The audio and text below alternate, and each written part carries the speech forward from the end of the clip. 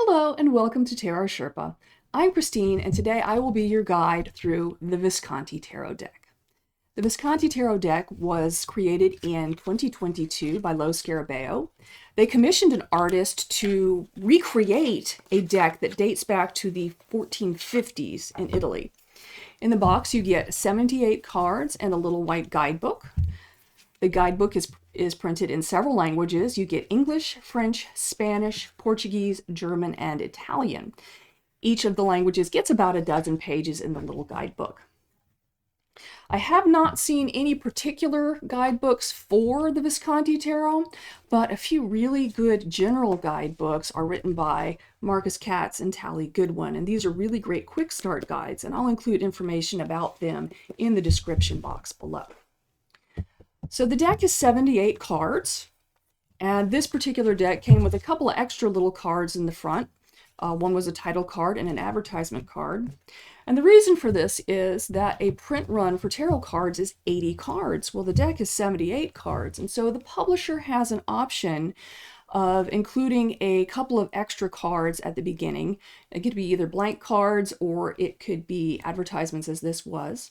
And sometimes they'll extend the invitation to authors to include a couple of extra major arcana cards, which is really fun. And we'll look at a couple of decks in the future that do that. So this deck is 22 major arcana cards, and they are surprisingly like, or perhaps unsurprisingly like, the cards that we have in modern tarot decks, Fool Through World. The 56 minor arcana cards are divided into 4 suits. You get cups, swords, wands, and coins. Now, these early decks use coins as a money suit, and it wasn't until the Order of the Golden Dawn and more modern authors that expanded the idea of resources into the pentacle, which is not just one's money, but also one's time and talent.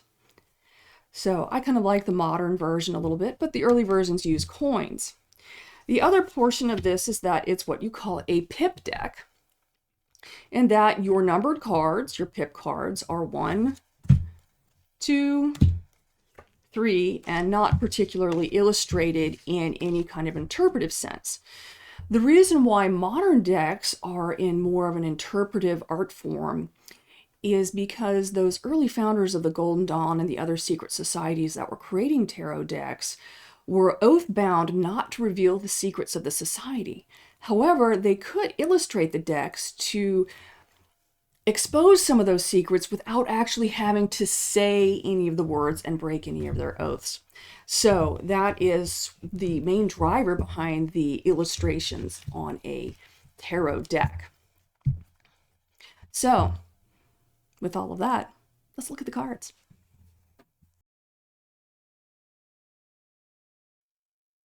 Okay, we will begin with the major arcana. First of all, to note that these cards have a very beautiful hot foil design, and I'm going to do my very best to hold them steady and not catch the angle of reflection of my camera. So here we go. We begin with the Fool, the Magician, the Papist, and we will talk a little bit more about her later. The Empress, the Emperor, the Hierophant, the Lovers,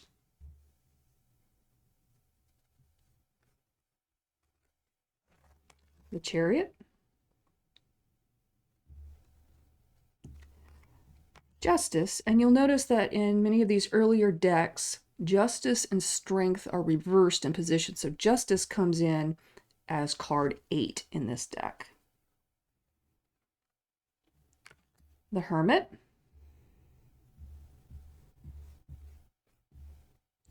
the Wheel of Fortune, or the Goddess Fortuna, and here is Strength coming in as card 11.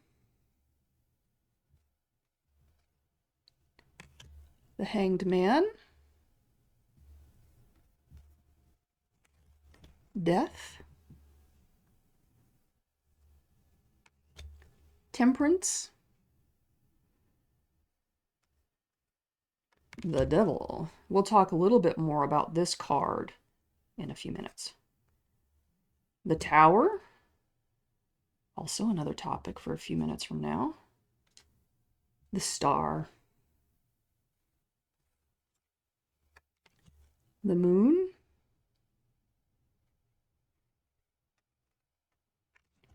The Sun. Judgment.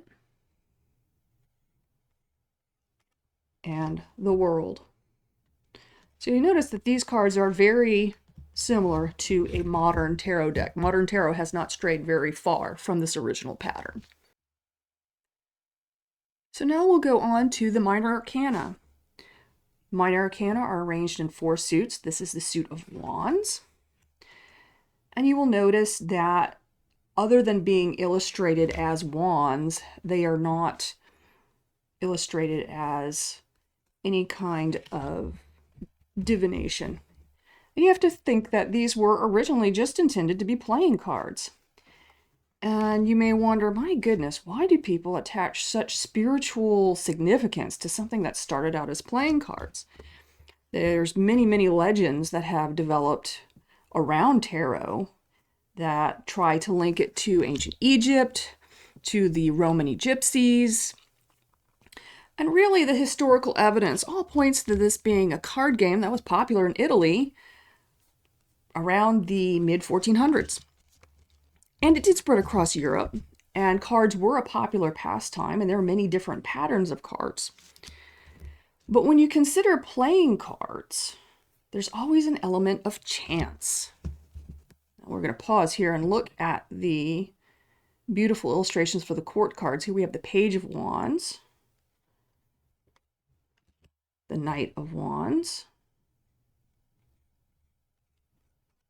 the Queen of Wands,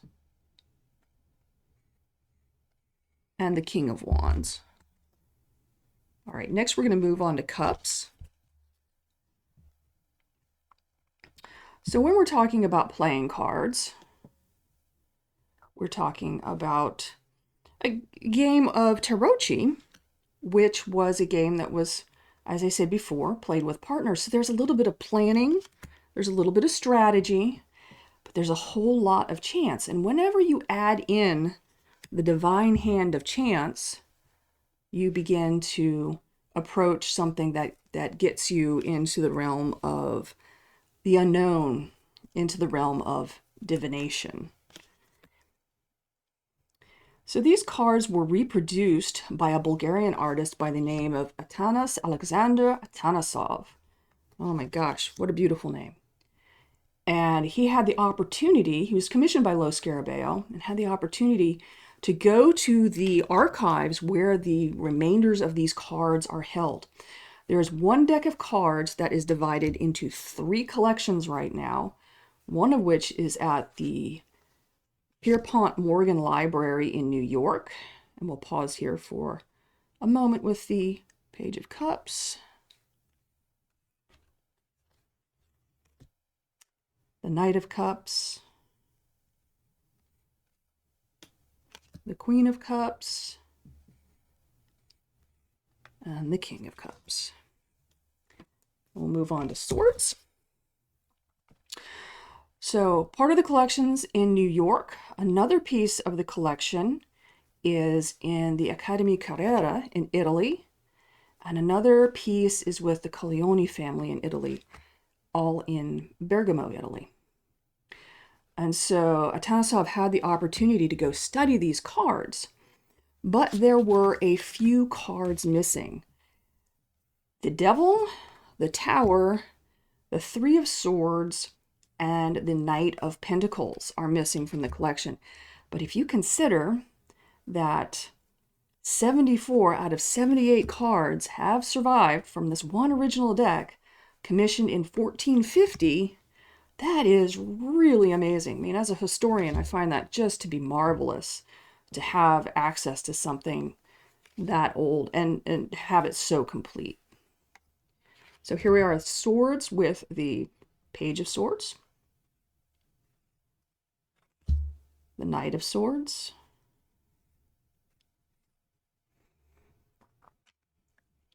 the Queen of Swords, and the King of Swords. Moving on to coins. Now, just as a reminder, pentacles replaced coins, but that wasn't until the 20th century.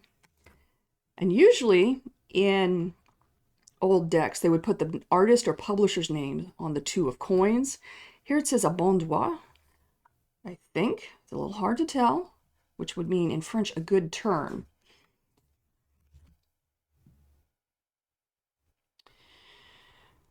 So Atanesov had the opportunity to go study all of these and was able to reproduce them. Now, these were originally commissioned in 1450 by Francesco Sforza, who's the Duke of Milan. Well, Francesco Sforza commissioned them. Why are the Visconti deck? Well, Sforza had the great fortune to marry into the Visconti family when he married Bianca Maria Visconti, which furthered his political career. Now, for my research, it's not certain if Bianca Maria lived long enough to actually see this deck commissioned or not. This is actually pretty close to the death of Duke Francesco. But the legacy of the cards certainly lives on, and they've just been beautifully rendered by Atanesov. And here we are with the Page of Pentacles. Get the camera out of that way. And here's our missing Knight of Pentacles, the Queen of Pentacles, and the King of Pentacles. And there are the minor arcana. So let's look real quickly for missing cards. So we have the Devil, the Tower, the Three of Swords, and the Knight of Pentacles. I find it very interesting that the cards that are missing from the deck are probably some of the most difficult to try and interpret in tarot. What Atanesov did was he consulted the Rosenwald sheet for the images of the Devil and the Tower. The Rosenwald sheet is a contemporary French artwork that's housed in the Louvre. And so he was able to draw inspiration from that to design these two cards. Now, if you look at our little Page of Pentacles here, or excuse me, our Knight of Pentacles, he's very, very similar to his fellow knights. And so Atanesov had a great deal of inspiration to draw on and create something that was very stylistically coordinated with the original work. In fact, if you looked at these cards in their context, it would be very difficult for, I think, even an art historian to tell that these cards were not part of the originals. So there you have it, the minor arcana of the Visconti deck. So what's a good tarot story without a historical aside? This card, La Papessa, or the Papess, is the original title of the High Priestess. Now, the story goes that in the year 1281, there was an organization of people known as the Jujlamites, and their leader, Jujlima of Bohemia, believed that women were going to be the sole source of salvation, and that she would, after her death in 1281, rise in the year 1300 to claim the papacy. Well, when that didn't happen, they decided to elect their own papess, and they elected Sister Mifrida Visconti as papess. Well, of course, when the Roman Catholic Church found out about this, they condemned the order and burned Sister Manfreda at the stake. But Sister Manfreda, being a Visconti, was later honored in the Visconti Tarot deck when it was commissioned about 150 years later. There's nothing like a little bit of time to dull the sharp edges of history.